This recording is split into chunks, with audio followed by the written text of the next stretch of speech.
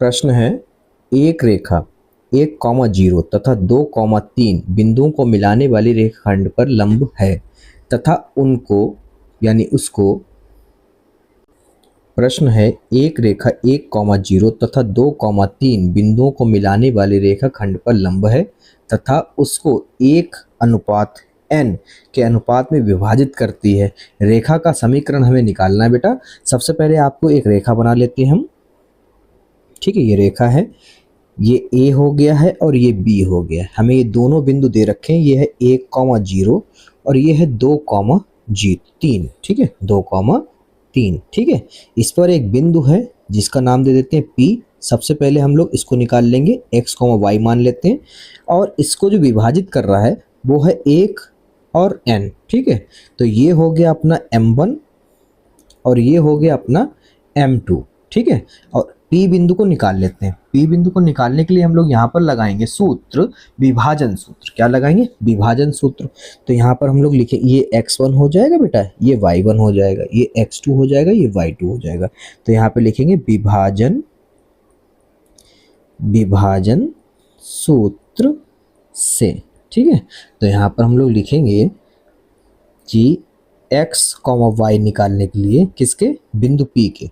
तो यहाँ पर सूत्र लगेगा m1 x2 plus m2 x1 upon m1 plus m2। तो यहाँ पर हो जाएगा m1 y2 plus m2 y1 upon m1 plus m2। ठीक है, आगे यहाँ पर हम लोग वैल्यू पुट करेंगे। m1 जो है वो अपना 1 है, गुणे में x2 जो है वो अपना 2 है, m2 जो है वो n है, गुणे में x1 जो है वो 1 है, m1 प्लस m2 यानी कि 1 प्लस n, कॉमा m1 जो है वो 1 है, y2 जो वो 3 है, प्लस m2 जो वो है n है और y1 जो है वो 0 है, अपॉन m1 प्लस m2 का मतलब हो गया 1 प्लस n। ठीक है, आगे हम लोग सॉल्व करेंगे अब। तो ये हो जाएगा 2 plus n upon 1 plus n, comma 3 plus 0 upon 1 plus n। ठीक है, आगे हम लोग सॉल्व करेंगे तो ये हो जाएगा n plus 2 upon n plus 1, comma 3 और n प्लस 1। ये क्या है बेटा? P के निर्देशांक आ गए। ठीक है, बिंदु P के निर्देशांक हमने निकाल लिए। ओके, अब देखो हम लोग क्या निकालेंगे। अब हम लोग यहाँ पर निकालेंगे बेटा, अच्छा अब जो दे रखा वो भी बता दें, दो बिंदुओं के ढाल निकालेंगे बिंदु P पर। ठीक है, ऐसे की जो ढाल पड़ रही है वो निकाल लेते हैं। तो यहाँ पे लिखेंगे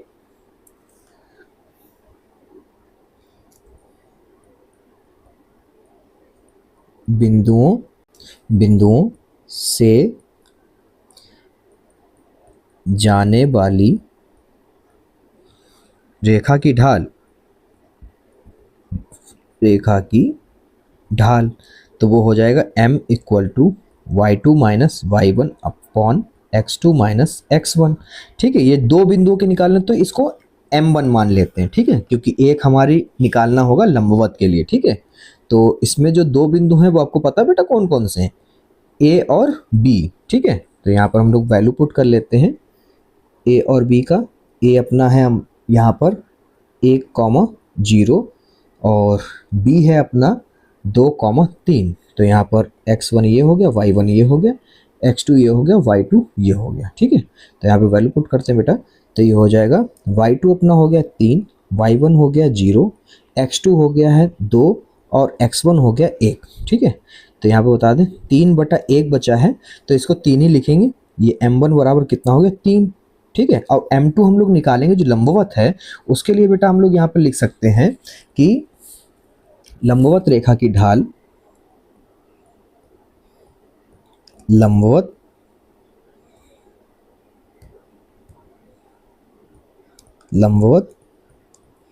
रेखा की ढाल, उसको मान लेते हैं m2।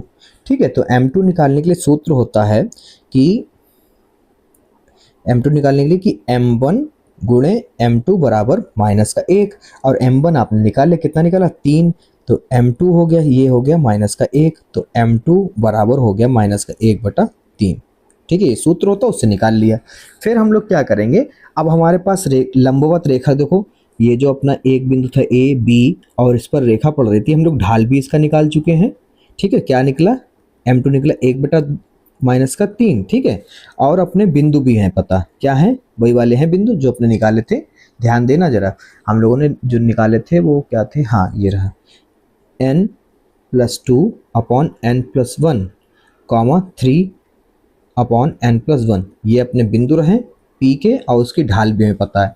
तो अब हम लोग लिखा लेंगे, इसी रेखा की निकालनी है। तो हम लोग लिखेंगे बेटा यहाँ पर कि रेखा का समीकरण, इस रेखा का समीकरण निकालना है, फार्मूला वही रहेगा। ठीक है, अब हम लोग जो है वैल्यू पुट करते हैं।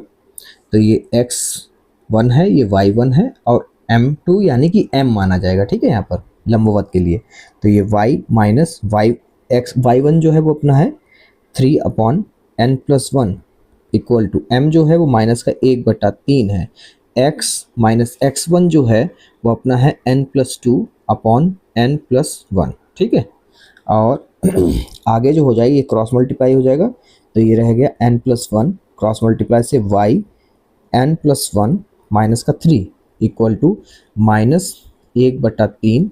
अब इसे अंदर हल कर लो तो ये हो जाएगा n+1 माइनस n+2 अपॉन में n+1। तो ये जो n+1 और n+1 कैंसिल हो जाएगा, तो ये बचा क्या, y n+1 माइनस का 3 इक्वल टू -1 की गुणा अंदर करा लो तो ये हो गया -x n+1 minus minus plus n+2 upon में 3 की मल्टीप्लाई क्रॉस मल्टीप्लाई कराएंगे इधर इक्वल में, तो ये हो जाएगा 3y n+1 और 3 3 ज़ा 9, 3 यहाँ से गायब हो गया क्योंकि मल्टीप्लाई करा दी। ये बिल्कुल ऐसे ही बचा जैसा लिखा है, बिल्कुल ऐसे लिखा रहने दो n+2। अब क्या करते हैं, इसी तरह का लिख लेते हैं। तो ये माइनस का है बेटा, ये माइनस का उधर जाएगा प्लस हो जाएगा ना, तो इसको लिख लेते हैं हम लोग, प्लस का हो जाएगा। ठीक है, और बाई वाली को भी लिख लेते हैं प्लस, ये तो ऑलरेडी इधर ही है तो इसको ऐसे लिख लेते हैं। ठीक है, ये भी अपना इधर ही है, ये जो चीज़ है ये इधर आएगा, सिंबल चेंज हो जाएंगे, माइनस का, ये भी माइनस का, इक्वल टू में कुछ नहीं तो 0। ठीक है, फिर लिख लेते हैं x n+1 प्लस 3y और ये n+1 और ये हो गया अपना 11, ये हो गया। ठीक है, अब क्या करते हैं x n+1, क्योंकि NCERT में आंसर इस तरह से आ रहा है बेटा जिस तरह से हम ला रहे हैं। ठीक है, ये n उधर माइनस का है उधर जाएगा प्लस हो जाएगा, 11 जो है माइनस का उधर जाएगा प्लस हो जाएगा। ये जो है अपना समीकरण निकल कर आया है, सबसे सरल तरीके से मैंने आपको बताया। वीडियो को लाइक करें, चैनल को सब्सक्राइब करें, क्योंकि बहुत जल्द हम आपको पार्ट 2 भी अपलोड कर देंगे जिसमें हम आपको बताएंगे प्रश्न संख्या 11 से 20 तक।